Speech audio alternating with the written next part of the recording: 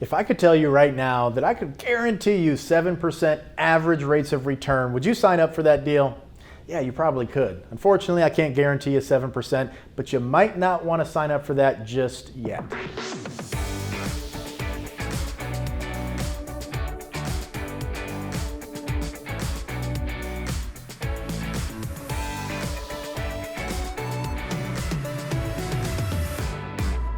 Hi, I'm Troy Sharpe, CEO of Oak Harvest Financial Group, host of the Retirement Income Show, certified financial planner professional, and certified tax specialist. You're probably thinking, what do you mean, Troy? I would absolutely sign up for 7% rates of return right now on average if I could get them every single or on average over the course of my retirement. This presents an opportunity to point out a very, very distinct difference between the accumulation phase, when we're working and earning a paycheck and saving, versus the retirement phase, when the paychecks have stopped. Now we start distributing from our nest egg, and we have to determine how much do we take out, which determines how much tax we pay, which then we also have to decide Medicare, Social Security. All of this is interrelated in retirement. When you start that distribution phase, one of the biggest risks is known as sequence of returns risk. And I'm going to show you how this works and why you might not want to sign up for the 7% average rates of return just yet. Here we go. So this is an excellent piece. And now I've talked to clients about this for many, many, many years, and I've seen multiple different marketing pieces that show the impact of sequence of returns risk. But yet, many clients, many of you still have not heard of this concept. Many people come up to me and they say, Troy, you know what? This is the first time I ever heard of this sequence of returns risk. How come I've never heard of this before? This is, if you're starting retirement within a few years, this is probably the biggest risk that you face outside of some type of black swan event, a catastrophic market crash. So this is a great example between, or looking at the accumulation phase. So let me make this a little bit bigger. As I said, this is from BlackRock. It's available on the internet here. They do a great job. Portfolio A, 22% returns in year one, 15% in year two, 12% in year three, and then some negative returns. Negative, negative, positive. Portfolio B, it just averages a straight 7% across the board. It earns a straight 7% across the board, which therefore averages 7%. And then Portfolio C has a negative 7, negative 4. The same two numbers is up here, okay? Then 12, 15, 22. The exact opposite order of Portfolio A, which was 22, 15, and 12. 12, 15, 22.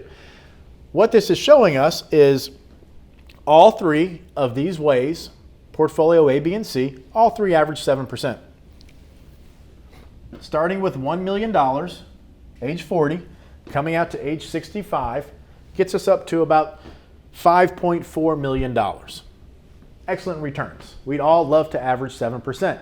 Of course we would, in the accumulation phase. Now what happens in the distribution phase? This is where sequence of return can kick your butt. Same three portfolios, 22, 15, 12, minus 4, minus 7, and 7. I'm not going to run through them, but the same exact returns. Portfolio A is the red line. The one difference here, this is a retirement portfolio. So what happens in retirement? We need to start distributing money. That's why we call it the distribution phase. $60,000 coming out of the portfolio adjusted for inflation, because we need to take more and more out as time goes on to keep up with inflation. So very simple here. Portfolio A that has the three positive years in the beginning sequence. This is where the term sequence of returns risk comes from, because it's not necessarily about the average, it's about the sequence. Portfolio A ends with 1.1 million at age 90. We started at age 65 here. Portfolio B is the green line. Okay, we're fine. It starts to deplete out towards these years because of the inflation component. Inflation erodes your purchasing power, so you need to pull more out of the nest egg to maintain the same level of purchasing power as you did in the initial stages of retirement. But here's the big one. Here's the whammy. Portfolio C, the yellow, first 2 years of retirement, we lose 7% and 4%. That's it. It's not a 25%, it's not a 40%, catastrophic loss. We lose 7, we lose 4. That brings us down, combined with those withdrawals, 60,000, 60,000, okay? Now our portfolio's here. When we have these good years, okay, we're earning high interest on lower amounts of money. Okay, so we're earning less interest. Whereas up here, when we earn 22, 15, and 12, we earned that interest on a high amount of money, so the interest earned was significantly more than when that same interest is earned on a lesser amount of money. Long story short here, we see what happens. The portfolio exhausts right around 87 or so.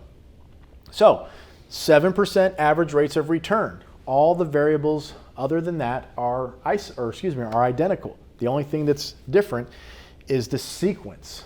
The returns are the same. The average is the same, the numbers are the same. The only variable is the sequence with which we realized these returns, combined with portfolio withdrawals. So the next question becomes, how do we plan around this? How do we make sure that we don't fall victim to the sequence of returns risk?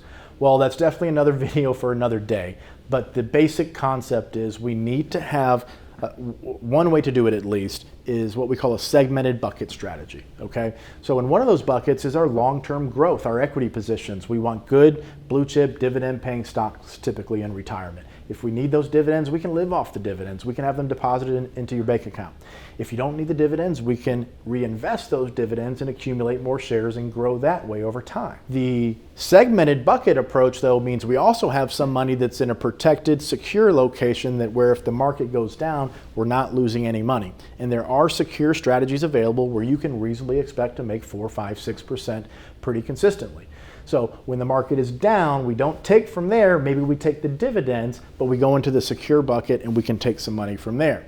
Of course, Social Security plays a role in this decision and many other factors. But long story short, the purpose of this video is just to educate you about the sequence of returns risk, point out the difference between the accumulation phase and the distribution phase, and help you understand some of the bigger risks that are out there if you're about to retire or you've been retired for a couple of years. All right, if you like this video, hit that thumbs up button. Yay! What that does is it tells YouTube that I'm engaging with this video, I liked it, I thought it was interesting, so YouTube will then show it to other people.